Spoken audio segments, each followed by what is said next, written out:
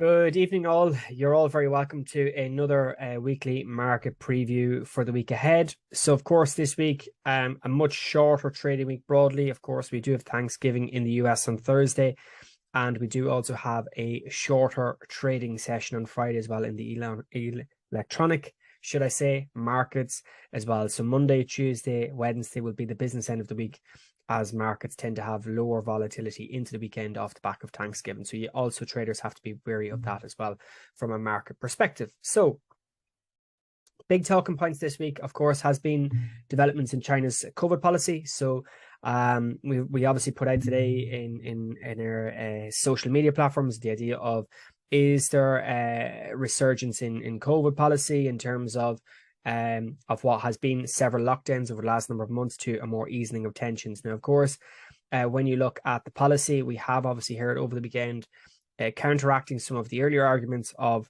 reopening play. Of course, 3 people in China have died over the weekend, and of course that is going to very much affect Chinese policy in terms of the reopening play, broadly speaking. So of course markets did on the Asia session didn't take that too kindly, of course, with the potential reversal in the reopening phase of price action of the markets in China, and of course being able to factor that into consideration as well. Now, broadly speaking, I suppose the markets, as we look to the week ahead, today we did have obviously PBOC interest rate decision last night, or very, very early this morning, of which remained unchanged. Singapore CPI remaining heavy at 7.5%. Hong Kong CPI coming in lower than expected. And of course, today we did have a range of data points as well in Europe, broadly speaking. So tomorrow, overnight tonight, we've Governor Lowe speaking in the RBA. We've Rogers speaking tomorrow afternoon from the Bank of Canada. We do have Aussie PMIs tomorrow night, and we do have an Hungarian interest rate decision tomorrow as well, with their current interest rates at 13%. So that then brings us, as we said, into the business part of the week. We have Wednesday, we've RBNZ interest rate decision at 1 a.m. Wednesday night, Tuesday night into Wednesday morning. We've German GDP Wednesday morning after the end of the Asia session at 7 a.m. And then, of course, then we do have economic data in Europe from the UK, from Europe, the Eurozone broadly, Germany and France, with PMIs coming out across the board. So that's going to be interesting from a PMI perspective. Now, normally, as we know, looking at PMIs and ISMs, we know anything above 50 is growth, is expansionary. We do know as well anything below 50 is contractionary and is generally a recessionary indicator. Now, of course, as well, looking at most of these PMIs, we can see that they're either in or below the 50 mark, which again puts this idea of recessionary indicator back into play within Europe. Now, Wednesday afternoon, we do have the initial jobless claims. So normally we have it every Thursday. This week with Thanksgiving, we do have it on Wednesday ourselves. And we do have FOMC minutes Wednesday evening. And that's going to pretty much round out the major parts of the week from a US standpoint. And the Thursday, we do have speakers, and we will be on the markets Thursday. We will be on the markets Wednesday. We will be on the markets on Friday as well. So we'll look at Thursday and Friday as the day unfolds, as the volatility ensues. But the business end of the week from an overall market perspective will be Monday, which we've had today, a little bit of reaction in the markets, which we'll go through now in a moment. Tuesday and Wednesday tomorrow as well, looking at broadly the elements in play in the markets. So, of course, what have we happened since yesterday's weekend markets video? So, yesterday we talked about the idea of the dollar weakening, or the dollar weakness that we've had over the last few weeks, the dollar leveling out, which we've actually seen play out in the early parts of Asia last night. And of course, through the European session and the US session this evening, we've actually seen the dollar break structure. So this idea of this daily order block that we've talked about here at 106.35. So if you go back up to the daily chart, we talked about it yesterday. This daily area of liquidity has rejected very, very cleanly, as the markets has made a fairly strong and robust recovery off of this region. Now, normally speaking, when we break structure, when we bottom out, we do tend to see some sort of a relief rally against the volume and against the initial impulse of reaction. So I suppose if you're not in the markets and you're watching proactively, really now it's a case of, can the market see some sort of pullback into this liquidity level here, maybe around 106.70, and see if there's any sort of reaction from there to allow a deeper stimulus of bullish price action after Thanksgiving into next week, into the end of November, and springboarding a potential dollar recovery like so. over the next couple of weeks. Now, of course, as we talked about yesterday, we went through it very deeply in our video yesterday. And of course, if you want to watch that video, you can click in the info bar. We will have yesterday's video attached as well. Of course, you will be able to see that. And of course, we will be able to reconcile where we were yesterday in our analysis from what we're looking for now over the next couple of days as the markets is now broken out of this range. So we're seeing the indices on a little bit on the back foot. We're seeing risk assets we talked about on the back foot. We're seeing that dollar strength that we talked about yesterday coming through today. And of course, being aware of that from a sentiment perspective. So knowing the correlation of these markets, knowing how biases react, and then being able to have clearer structure, clearer logic broadly beyond that. All right. And that's where we're currently at. We're currently sitting just underneath the 108 handle. Now, of course, if we're continuing to create bullish order flow, the likelihood of this pullback and correction is going to be less likely, as the markets are going to try and correct both this impulse from here, which sold off from this region, and the previous one, which actually occurred from way up here at 112.5 into 113 level. And that really becomes the two areas of interest, right? How does the price action react in this region of the initial sell-off and the secondary one, which both have yet to be mitigated fully? And that becomes the interesting element over the next week or two. Can the price action create a buoyancy or a recovery in the dollar to allow us to mitigate some of these areas? And of course, that comes in at 110.50 for the initial low, and then the secondary one way up here around this, as I said, 112.50, 113 level. So these are going to be the upside levels to look at if this dollar strength continues to play out. Because when we look at the broader time frame or the broader trend analysis, we can see how we've obviously got that clear sell-off initially back into this area of liquidity, as we've talked about, and now it becomes a case of, is the dollar going to create this next phase of bullish bias? And that's really going to be the big talking point over the next few days, broadly speaking. All right, now that again filters back through into the treasuries. Of course, treasuries is picked up again. We talked about it yesterday. It's continued to remain quite strong, holding above that 3.8% level. Now, with stronger dollar, with stronger treasuries, we've seen the euro slide. So from where we were yesterday, we talked about the price action over the weekend holding this 103 level. We broke through this 103 handle and we have made structural new lows. So we have kind of broken the structure. We have broken the range that we talked about here yesterday, and the markets has broken to the downside. So now it's a case of, is there any sort of, given that we've created this short-term bottom, is there any sort of recovery back into this area here? And that really then looks at the kind of the higher time frames. And of course, if you look at the 4-hour chart, you can see this consolidation initially, okay, rejecting that daily order block level here at 104.38, or this area of interest. And of course, price action has rejected from this 4-hour structure here around about this 103.70 level. So of course, if the price action is to mitigate this selling imbalance that we saw today, we would look for the price action to come back into this 103.50 relief rally, and then look to see, can that be faded or eroded for continuation in trend structure?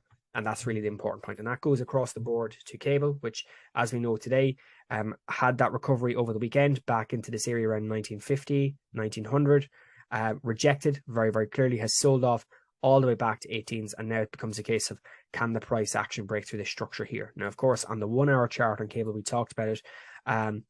Bullish order flow, higher highs, higher lows. We had that short-term break of structure. Okay, very, very clearly, you can see that short-term break of structure. Selling imbalance flags all the way back up into this local high, doesn't take out the liquidity, but rejects the area and has sold off into the London Open and US Open today, of which markets are now trending to the downside. So we are probably going to see a little bit of a pullback. Again, the likelihood is a nice little pullback into this region, and then see, can the price action erode from there? That would be the likely scenario if it's a case that this dollar play is to continue playing out the way we'd expect it to. And of course, then that brings us to the USD yen, which is very much mirroring the DXY, that consolidation. We talked about it. If we broke through 141, buyers are very much in control. We've broken through 141. We've continued to elevate to the upside this morning during the Asia session into the European Open, and the markets has continued to churn higher. And you only have to look at the impulse between, let's say, 4 or 5 a.m. this morning. We had that massive breakout in the yen. And of course, we're now trading well above 141, continue to the upside. So that narrative that we talked about yesterday is playing out very, very cleanly. And of course, that's bringing in the idea of, can we now undo all of this sell side imbalance that we saw over the last week or so, undo it, come back up into this 145, 146 level, clean out the order blocks, clean out the liquidity, and then issue a potential sell-off from here. I suppose from a shorter term perspective, buyers looks to be in, but of course, we're waiting to see if there's any sort of mitigation of this bullish breakout today. And of course, that really kind of factors in around this 140 level, given that we've broken through 141. So of course, if you're not in this, you're really just a case of assessing and evaluating the price action on any sort of pullbacks, because of course it does look now that the price action is going to try and flag back into this region we talked about yesterday. Okay, and then lastly then is USD CAD, which, as we said, has broken through. We did get a little bit of a pullback on Friday. Markets has opened up very, very strongly here in favor of the dollar on Sunday night, last night, and the markets has gone from 133 all the way up to just underneath 135 and progressing higher. So we have the bearish order flow with the lower highs, with new lower lows. We are pulling back. We are looking to see, does this get mitigated? And of course, if that dollar strength does pick up, can the price action get a more meaningful reaction off this and try and break through and continue trending higher? Now, of course, with the dollar CAD, you should also be looking at oil, which they had a very, very noticeable sell-off, but also a very, very noticeable recovery off of those September lows, which came in here on US oil, WTI, at around about $76 to $76.50. So just be aware of that if you are trading CAD pairs, because we have come into near year lows, of which we have bounced very, very cleanly off it today.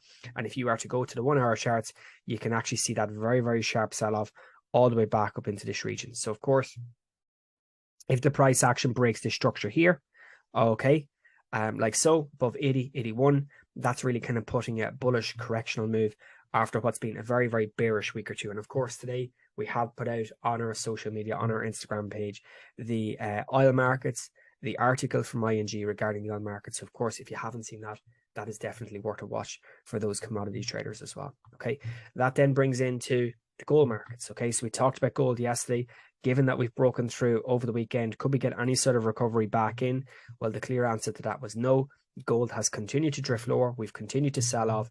The markets has gone from this 1750, 1760 level where we're holding into Friday's close, has completely sold off again, and we are trading a very, very modest from where we were on Friday night. We closed here on Friday around 1750. We are now trading a mere $12 lower on current prices, but over the course of the day we did drop to 1733. So we're around about $16, $17 from the daily high to the daily low today.